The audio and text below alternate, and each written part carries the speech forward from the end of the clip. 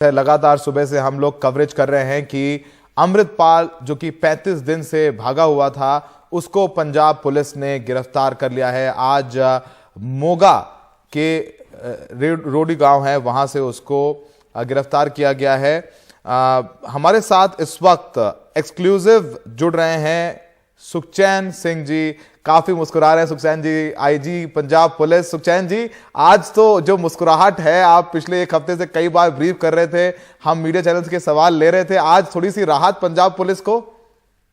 जी जी बिल्कुल जी। ये जो 35 डेज से हमारा ऑपरेशन चल रहा था, आज फाइनली इसमें हमें जो फाइनल सक्सेस है वो आज अचीव हो गई है इस ऑपरेशन में। सर बताइए कि अभी ये चर्चा हो रही थी कि नहीं उसने सरेंडर किया है, वो गुरुद्वारे में था और वो पहुंच गया था कई दिनों से और वहां पर वो अंदर था और फिर आप लोगों के सामने सरेंडर किया है, जबकि आप लोग कह रहे हैं अरेस्ट किया है। एग्जैक्टली अरेस्ट हुआ है या फिर उसने सरेंडर किया है? मैं ऐसा दर्शकों को हुआ समझाएं। इसमें कि हमारी जो टीम्स थी, जैसे हमारी अमृतसर रूरल पुलिस और हमारी इंटेलिजेंस की जो टीम्स थी, उनके पास स्पेसिफिक इनपुट्स थे कि वो रोडे विलेज में है। हम्म। तो जैसे ही पुलिस ने सरेंडर किया पूरे विलेज को, तो उसके बाद पता चला कि वो गुरुद्वारा साहब के अंदर है। जी। तो सिर्फ गुरुद्वारा साहब की जो सैंक्टिटी है वो मेंटेन करना सबसे जरूरी था।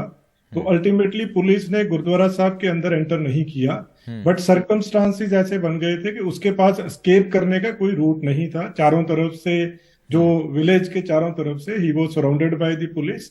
तो ultimately he came out of gurdwara and he was arrested by police. तो इसमें बहुत क्लियर है कि जो रिलेंटलेस प्रेशर था पुलिस का और जिस तरह से ये सारा ऑपरेशन प्लान किया गया, तो अल्टीमेटली वो गिरफ्तार किया गया, उसको अरेस्ट किया गया इस केस में। सुखचैन जी, 24 तारीख को जब अजनाला हुआ था तो 26 तारीख को मैं खुद गया था इसके जल्लूपुर खेड़ा गांव। वहां पे 35-40 इसके अपने सिक्योरिटी गार्ड्स थे, उनके साथ पास हथियार थे, ऑटोमेटिक वेपन्स थे। आप लोगों ने प्लान कैसे किया कि पूरा क्रैकडाउन करना है? क्योंकि ये लग रहा था कि अमृतपाल के पास तो बड़ा सपोर्ट है, हजारों लोग उसके कहने पर जल्लूपुर खेड़ा पुलिस स्टेशन पहुंच गए थे, लेकिन जब आप लोगों ने क्रैकडाउन किया तो सपोर्ट नजर नहीं आया। तो आप लोगों ने पूरा ऑपरेशन कैसे प्लान किया था? अब आप बता सकते हैं जब ये पकड़ लिया अमृतपाल को। मैं बहुत डिटेल तो नहीं बता पाऊंगा, बट इसमें ऐसा है कि सबसे पहले जो हमारा मेन एम था, दैट वाज के maintenance of peace and communal harmony in the state. तो इसमें सबने हमारा साथ दिया है। इसमें पब्लिक ने बहुत साथ दिया है। जैसे पंजाब में आपने देखा पिछले 35 दिन से बिल्कुल शांति है, लॉ एंड ऑर्डर पूरी तरह से मेंटेन्ड है। तो जितनी हमारी जो यूनिट्स हैं हमारे पुलिस के, right from SSP, commissioner of police से लेके ऊपर तक, सबने कोऑर्डिनेट किया है और पब्लिक से हमें जो कंप्लीट इसमें पब्लिक से सहयोग मिला इस केस में। तो इसको प्लान इस तरीके से किया गया था, जो मेन एम था कि इस ऑपरेशन को अंजाम भी देना है, बट साथ के साथ जो सबसे ज्यादा फोकस था, जो हमारे सीएम साहब का भी फोकस था, हमारे लीडर जो सीनियर ऑफिसर्स हैं उनका फोकस था कि पीस मेंटेन करनी है, शांति मेंटेन करनी है स्टेट में, और किसी भी तरह की कोई वायलेंस ना हो। तो उसको जो पूरा ऑपरेशन प्लान किया गया, उसमें मेन इसको भी एक एम रखा गया है इस पूरे ऑपरेशन में। तो इसी के लिए इसको इस तरह से प्लान किया गया है, स्टेप बाय स्टेप, और सारे एस्पेक्ट्स के मद्देनजर कि किसी तरह की कोई शांति में कोई खलल ना हो पंजाब में। सुखचैन जी, एक बुलेट फायर नहीं हुई 35 दिन में। आप लोगों ने 300 से ज्यादा गिरफ्तारियां की, बाद में कुछ को छोड़ा भी। आपने इन 9 लोगों को पकड़ा जिन पर एनएसए भी लगाया, और जिस तरीके से हथियारबंद लोग थे अमृतपाल के साथ, लग रहा था कि कॉन्फ्रंटेशन हो जाएगा, गोलियां चलेंगी, तो एक भी गोली नहीं चली। तो इस बात के लिए आपको बधाई तो दे सकते हैं, लेकिन बताइए, आप लोगों ने एक डिप्लोमेटिक चैनल भी अपनाया कि कोई प्रोटेस्ट नहीं हुआ, कोई वायलेंस नहीं हुई, उसके बारे में बताइए। नहीं, देखिए, इसमें जो हमारा फोकस था कि जो मेन कल्प्रिट्स हैं, सिर्फ उन्हीं के अगेंस्ट जो है स्ट्रिंजेंट एक्शन जो है लिया जाए। जैसे हमने शुरू में कुछ प्रिवेंटिव अरेस्ट की थी, बट जो लोग बिल्कुल जिनका बहुत मिनिमल रोल था, जो मेन स्ट्रीम इसमें मेन जो कोर्टरी में नहीं थे, उनको वार्न करके कुछ लाइट एक्शन के साथ उनको छोड़ा गया था, बिकॉज वो इन्वॉल्व नहीं थे। जो लोग इस केस में पूरी तरह से इन्वॉल्व है, सिर्फ उन लोगों की जो है अरेस्ट डाली गई है अलग अलग केसेस में, और एनएसए सिर्फ उन लोगों पे लगाया गया है जो बिल्कुल जिनसे सही में जो थ्रेट था सिक्योरिटी ऑफ स्टेट को और पब्लिक ऑर्डर मेंटेन करने के लिए। तो इसको स्टेप बाय स्टेप पूरे लॉ को ध्यान में रखते हुए as per law legal action लिया गया इसमें। तो इसीलिए लोगों में एक मैसेज था कि इसमें पुलिस और जो हमारी पंजाब गवर्नमेंट है उसकी तरफ से जो सही कानूनी कार्रवाई है जिसका जितना कसूर था उतना ही एक्शन लिया गया इस केस में। देखिए, शुरुआत में तो सुखचैन जी हम लोग भी सवाल उठा रहे थे कि पंजाब पुलिस की गिरफ्त से निकल गया, कैसे हो गया। वो पहले पंजाब, फिर हरियाणा, फिर दिल्ली, फिर यूपी, फिर उत्तराखंड, आप लोगों पर भी काफी दबाव होगा। लेकिन जब आप फाइनली आपने अरेस्ट किया है तो हमारे दर्शकों को बताइए कि इस दबाव के अंतर्गत आप लोग कैसे इतने पेशेंट रहे और उसको ट्रैक करना कितना मुश्किल था, क्योंकि वो अपने भेष बदल रहा था, अपना हुलिया बदल रहा था, कभी पगड़ी खोल रहा था, कभी पगड़ी टर्बन बदल रहा था, कभी मोटरसाइकिल से, कभी थ्री व्हीलर से। तो उसको पकड़ना कितना मुश्किल था आप लोगों के लिए? देखिए, सबसे पहले जैसे मैंने पहले कहा कि इसमें ना जल्दबाजी की गुंजाइश नहीं थी। जल्दबाजी में कई बार हम इम्पेशेंट होके कोई कोई ना कोई ऐसा इशू आ जाता है जिससे कोई प्रॉब्लम हो। तो सबसे पहले था कि इसको बहुत ही पेशेंटली हैंडल किया गया है।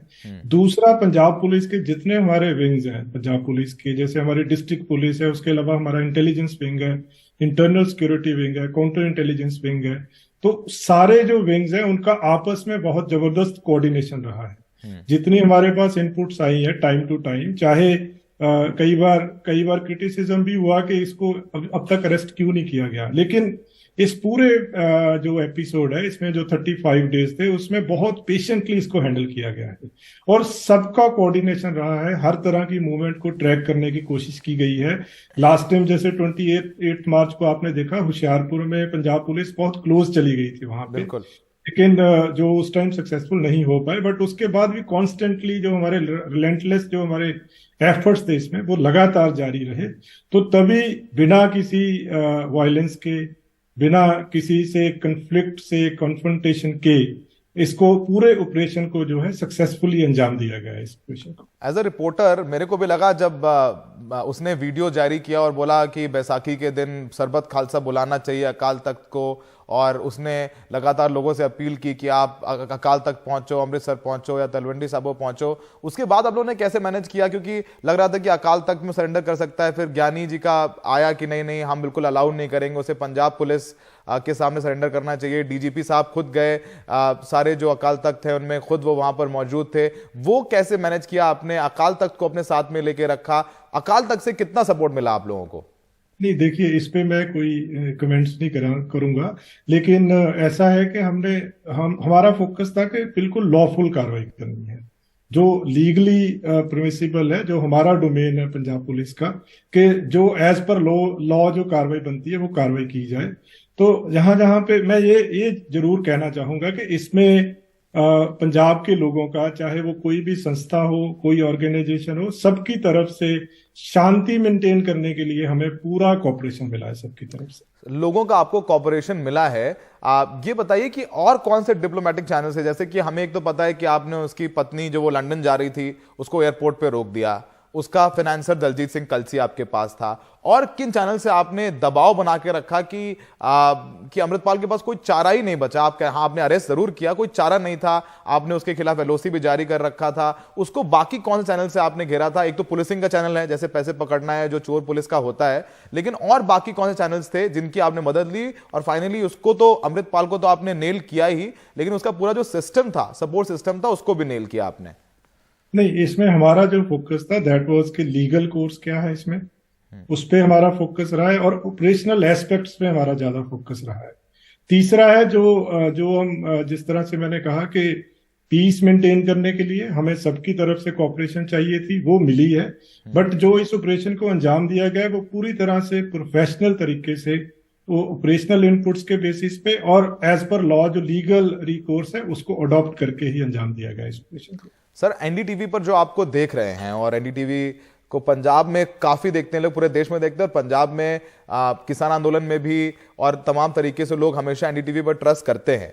जब एसजीपीसी ने भी ये कहा कि तमाम वो लोग हैं, कुछ लड़के अरेस्ट कर लिए हैं जो निर्दोष है, उनको छोड़ा जाना चाहिए, क्या पंजाब पुलिस ये यकीन दिलाती है कि किसी निर्दोष पर कार्रवाई नहीं होगी? क्योंकि आप लोगों ने काफी लोगों को उसके बाद छोड़ा भी। आप पंजाब के लोगों को क्या कहना चाहते हैं? उनको ये घबराहट हो रही है, कई लोगों ने बताया कि नहीं हो सकता है कि मेरा लड़का भी अमृतपाल के पास जाता था, उसका कोई एसोसिएशन नहीं था पर ड्रग्स के चक्कर में जाता था, तो लोग थोड़ा सा घबराए हुए हैं। तो आप पंजाब पुलिस को क्या, पंजाब पुलिस की तरफ से क्या कहना चाहेंगे लोगों से? इसमें हमारे सीएम साहब की क्लियर इंस्ट्रक्शंस है, किसी निर्दोष को, जहां जो डायरेक्टली इस केस में इन्वॉल्व नहीं है, उसके खिलाफ किसी तरह का कोई एक्शन ना लिया जाए। सिर्फ जो लोग क्राइम में इन्वॉल्व हैं, जैसे इसमें कुछ क्रिमिनल केसेस रजिस्टर्ड हैं, कुछ लोग जो है वो एनएसए में डिटेन किए गए हैं, तो जिनके अगेंस्ट सफिशिएंट एविडेंस है क्राइम में इन्वॉल्वमेंट का, सिर्फ उनके अगेंस्ट कार्रवाई की जाए। किसी निर्दोष को, जहाँ कोई अनजाने में कोई एसोसिएट कभी रहा हो या जिसका कोई कसूर ना हो, तो उसके अगेंस्ट किसी किसी को डरने की जरूरत नहीं है। सिर्फ वही लोग जो क्राइम में इन्वॉल्व हैं, जो केसेस रजिस्टर्ड हैं, जो जिनमें उन केसेस में जिसका रोल है, जहां जिसपे एनएसए जिन लोगों पे लगाई गई है, उसके अलावा किसी को किसी तरह का कोई तंग परेशान या हैरासमेंट किसी तरह की नहीं होगी। जो भी कार्रवाई इस केस में होगी प्योरली एविडेंस बेस्ड और एज पर लॉ होगी। सुखचैन जी, ये क्या अमृतपाल ने कोशिश की किसी तरीके से वो नेपाल के जरिए विदेश भाग जाए, क्योंकि उसकी पत्नी भी जा रही थी लंदन? क्या वो अपने परिवार वालों के संपर्क में था? क्या इसने पूरी कोशिश करी कि वो किसी तरीके से निकल करके विदेश भाग जाए? देखिए, अभी आज इसको सुबह हमने डिटेन किया है, लेकिन एनएसए में अभी किसी और केस में गिरफ्तारी नहीं होती है कभी भी। तो अभी डिब्रूगढ़ असम में भेजा गया है। जो फर्दर जब इन्वेस्टिगेशन होगी तो बाकी डेवलपमेंट्स जो होगी वो उसके बाद पता चलेंगी। तो आखिरी सवाल, इस पर आपका कमेंट जरूर चाहेंगे। आज तो थोड़ा सा आराम से आपके डीजीपी साहब, सीएम साहब, सब लोग, चूंकि लगातार हम लोग भी आपको घेरे हुए थे, लगातार आपसे बातचीत हो रही थी, आज तो थोड़ा सा राहत, थोड़ी सी सुकून रहेगा, क्योंकि पिछले 35 दिन से, और तो अजनाला के बाद से ही आप लोग, यू पीपल और ऑन योर टोज। बिल्कुल, जब से ये 35 डेज से सीएम साहब कॉन्स्टेंटली मॉनिटर कर रहे थे, डीजीपी साहब कॉन्स्टेंटली मॉनिटर कर रहे थे, तो ये रिलीफ है कि इसमें जो फाइनल सक्सेस है मिली है हमें। दूसरा है कि पंजाब पुलिस जैसे बहुत कमिटेड है to maintain law and order, और इसमें एक दो चीजें हैं, कुछ मतलब लोगों से हम अपील करेंगे, और बल्कि थैंकफुल भी हैं पंजाब के सारे लोगों का, जिन्होंने इस टाइम पे पुलिस के साथ, गवर्नमेंट के साथ, और सबसे बड़ी बात है कि जो कम्युनल हार्मनी और पीस मेंटेन की है स्टेट ने। तो आगे भी हम कमिटेड हैं, क्योंकि हमारा रोल जो है, ये पुलिसिंग जो है एक कांस्टेंट चैलेंजिंग जॉब है, और उस पे maintenance of peace and harmony, law and order को मेंटेन करने के लिए कमिटेड है। इस केस में हमें सक्सेसफुल हो गए, बट फर्दर मॉनिटरिंग हम लगातार जारी रखेंगे। सर, ये तो पंजाब के लोगों को आपने बताया, देश के लोगों को बताइए, क्योंकि जब हम पंजाब में थे और ये पूरा क्रैकडाउन शुरू हुआ तो बहुत लोगों ने फोन किया उत्तर प्रदेश से, बिहार से, मध्य प्रदेश से, कि पंजाब में क्या वो खालिस्तानी मूवमेंट शुरू हो गया है, हमें वहां किसी बिजनेस के लिए जाना है, हमें वहां मत्था टेकने के लिए जाना है, हम जाएं ना जाएं। तो पंजाब का कहीं ना कहीं थोड़ा सा नाम लगा लोगों के बीच में कि कुछ खराब सा हो रहा है, क्या वहां पर कोई अलगाववाद वापस शुरू हो गया है, जबकि ऐसा कुछ नहीं था। Punjab was peaceful. आप एक ऑफिसर, एक आईपीएस ऑफिसर जो पंजाब में है, लॉ एंड ऑर्डर के लिए रिस्पॉन्सिबल हैं, पंजाब पुलिस की तरफ से देश को क्या कहना चाहेंगे? देखिए, पंजाब एक ऐसी स्टेट है जहां पे आई थिंक इससे बेस्ट कम्युनल हार्मनी किसी और स्टेट में नहीं होगी जितनी पंजाब में है। कभी भी कितना भी बुरा वक्त पंजाब ने देखा हो, लेकिन पंजाब में कम्युनल हार्मनी कभी डिस्टर्ब नहीं हुई है आज तक। दूसरा है, पंजाब पुलिस एक बहुत प्रोफेशनल पुलिस है। हमारे पास बहुत स्पेशलाइज्ड विंग्स हैं। किसी भी तरह की कोई ऐसी एक्टिविटी को हम प्रोएक्टिवली डील करते हैं, और हम कमिटेड हैं कि पंजाब में किसी को कोई किसी किस्म की गड़बड़ी जो है वो करने नहीं दी जाएगी। लेकिन कम्युनल हार्मनी, पीस की जैसे मैं बात करूं, जो लोग बाहर से पंजाब में आना चाहते हैं, चाहे वो रिलीजियस प्लेस पे विजिट करना चाहते हो, कभी ऐसी सिचुएशन ना आज तक आई है पंजाब में, ना कभी आएगी कि जिसमें शांति जो है पंजाब की डिस्टर्ब हो। तो पूरी तरह से पंजाब एक पीसफुल स्टेट है, लॉ एंड ऑर्डर मेंटेन्ड है, पीस मेंटेन्ड है, और सबसे बड़ी बात मैं फिर से कहना चाहूंगा कि कम्युनल हार्मनी पंजाब में पूरी तरह से आज तक मेंटेन रही है, और आगे भी रही। सुखचैन जी, बहुत बहुत शुक्रिया। सुखचैन जी को सुनिए, और वो बोल रहे हैं कि पंजाब आइए, बिजनेस करिए, गुरु ग्रंथ साहब के सामने, हरमिंदर साहब में मत्था टेकिए। और आज के लिए पंजाब पुलिस थोड़ी सी राहत जरूर है कि अमृतपाल 35 दिन से पंजाब पुलिस को भगा रहा था, पंजाब पुलिस ने बहुत संयमित तरीके से गिरफ्तार कर लिया, और इस वक्त अमृतपाल पहुंच चुका है डिब्रूगढ़, जहां से उसे पूछताछ की जाएगी। बहुत बहुत शुक्रिया, और आपको बहुत बहुत शुभकामनाएं Sukhchain ji. Thank you so much. Thank you Sharad ji, thank you so much.